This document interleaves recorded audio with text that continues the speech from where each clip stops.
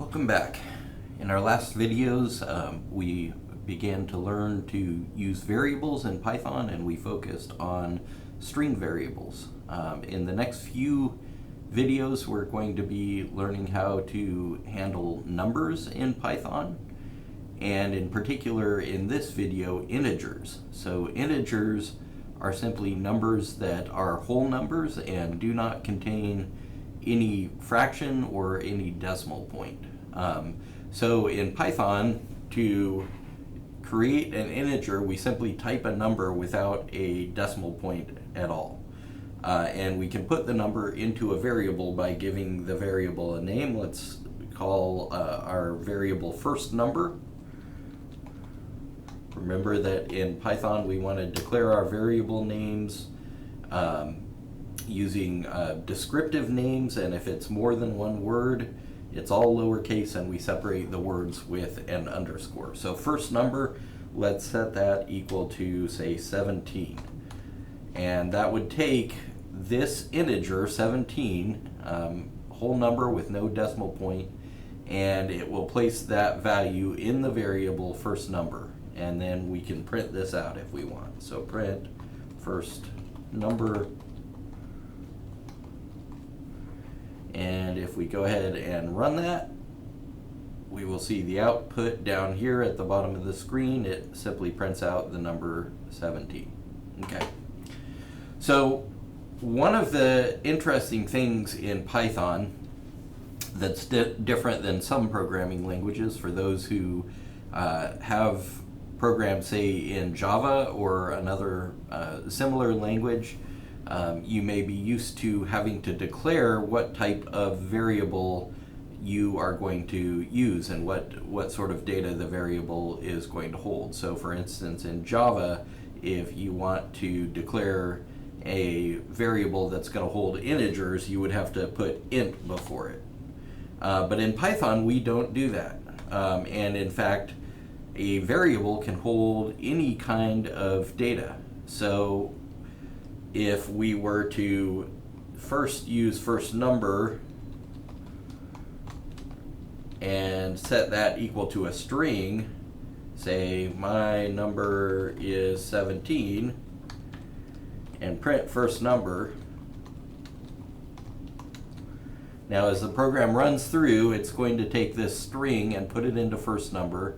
It'll print that out here, and then we're going to switch what's in first number. We're going to put the integer 17 into first number and then print that out. So let's see what happens when we run this. And notice it runs successfully, and we get two lines of output. The first line is the string, my number is 17, and then we get to the second part where we switch what's in first number and we print that out, and the number 17 is printed out as an integer. Okay, so you can switch back and forth between these all day if you want, or put something completely different in the variable at any time.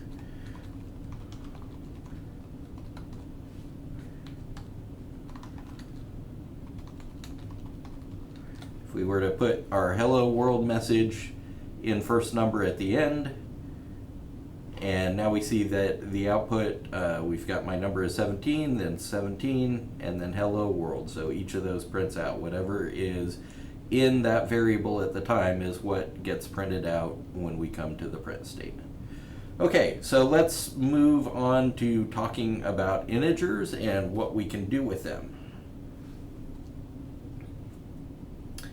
All right, so one of the things that we can do is that we can do basic mathematic operations such as addition, subtraction, multiplication, division. So say we want to do a calculation. First number is 17 plus 5. What do you think that's going to print out? 22, right? 17 plus 5 is 22. And so what is happening here is that Python is doing that calculation and combining those two integers and putting them into first number, and then we print out the value, which is 22.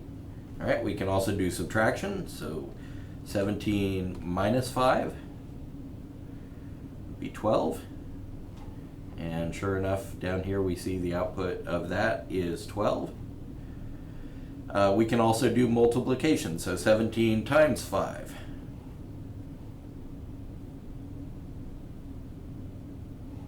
And the correct answer prints out there, 85. 17 times 5 is 85. Now we can also do division, and this is where it gets interesting because we are dividing two integers. So 17 divided by 5, of course the actual answer is not going to be an integer if we divide those two numbers, but let's see what happens when we run this. Okay, so 17 divided by 5 gives us 3.4, but you'll notice that in order to give that answer, it had to change what the variable is from an integer to a float. You can't divide 17 by 5 and have it come out to an integer, a nice round integer. And so it's added a decimal point for us, and it's actually converted that to what's called a floating point variable that we're going to talk about in an upcoming video this week. Now, what if we do some division that would result in an integer? Let's try 20 divided by 5. So that would give us a nice round number 4 with no decimal point. But when we run this, we see that it gives us 4.0.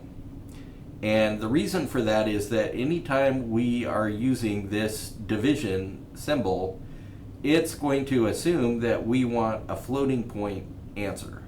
So it's not necessarily going to figure out, okay, does 5 go into 20 an even amount of times? Can I give you a nice integer answer? No, when we use the division sign, it's going to assume that whatever the numbers are, we're going to have a floating point as the result, a number with a decimal point. All right, well, what if we don't want that? What if we want an integer result? Well, there's another operator, and it uses a double divide sign, 20//5, and this in Python is the operator for integer division. So if we run this, we see that it's going to give us an integer. And even though these numbers are equal, 4.0 is obviously equal mathematically to the number 4.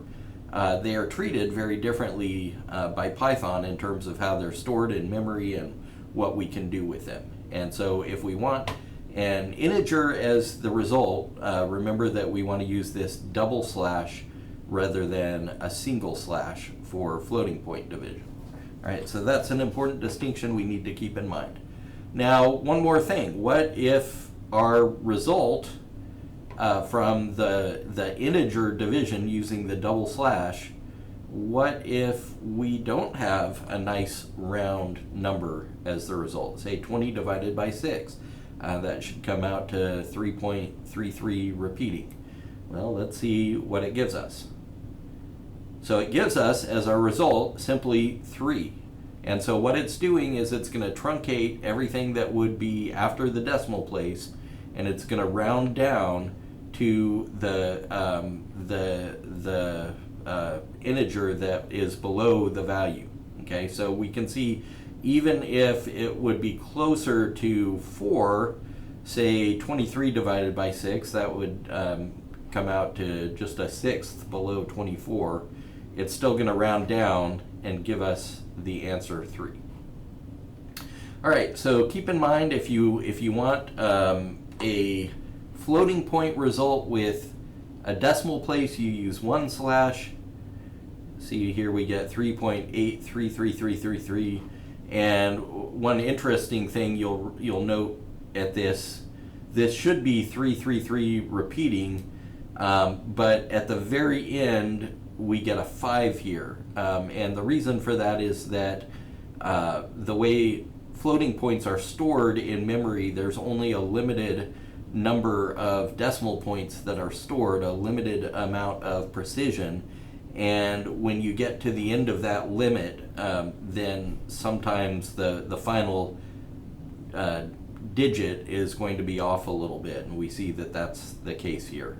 So in future lessons we'll talk about how to handle that, because obviously if you're doing very precise calculations where every digit of precision matters, you don't want it rounding off on you. And so there are some things that we can do to address that and to prevent that from happening in ways that are going to impact our calculations.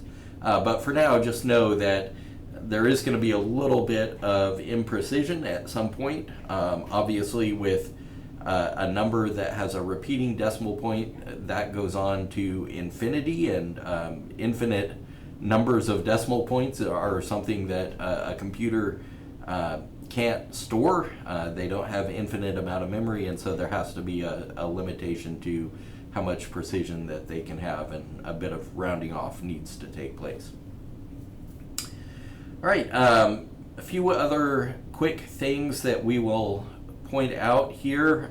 First of all, Python does automatically do order of operations correctly, mathematically, and so you'll remember that multiplication and division take precedence over addition and subtraction. And so if we were to do 5 plus 7 times 3, it is going to multiply 7 times 3 first, and that'll be 21, and then it'll add 5 to that. So the correct answer is 26. And when we run this, we see that that is what we get down here. So it's not simply going to go from left to right. It's going to figure out the correct order of operations and do the multiplication and division first, and then addition and subtraction. There's a long list mathematically of correct order of operations. I'm not going to go through the entire list, but you should be aware that that Python does follow the correct mathematical order of operations all the way through. So one other operator that we ought to demonstrate here is the exponent operator. So say you want to do 2 squared, 2 to the power of 2.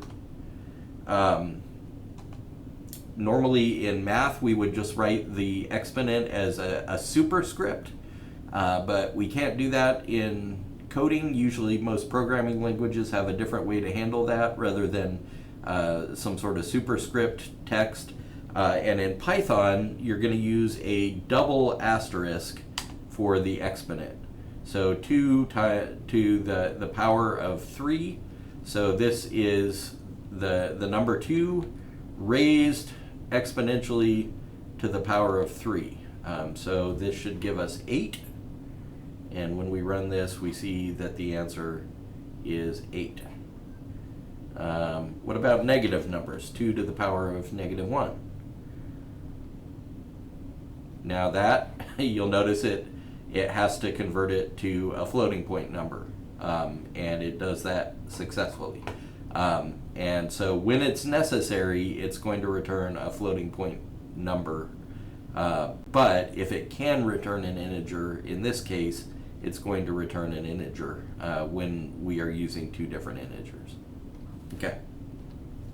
So hopefully that's clear. And then in our next video, we're going to go on to talk about floating point numbers, numbers with decimals, and how to use them, and how to handle interactions between integers and floating points. So we'll look forward to that next time.